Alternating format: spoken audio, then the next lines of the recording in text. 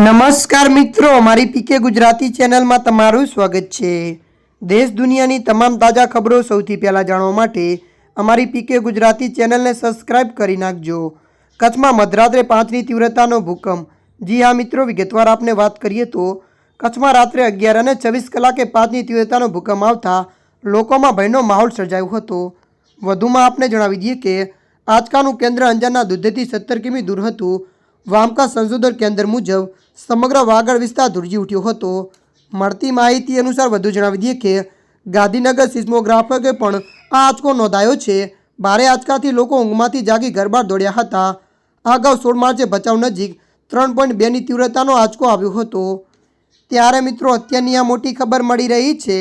ત્યારે મિત્રો હાલ માટે આટલું। મળીશું નવી અપડેટ સાથે। જો તમને અમારો વિડીયો પસંદ આવે લાઇક શેર અને સબસ્ક્રાઇબ કરી નાખજો। ધન્યવાદ।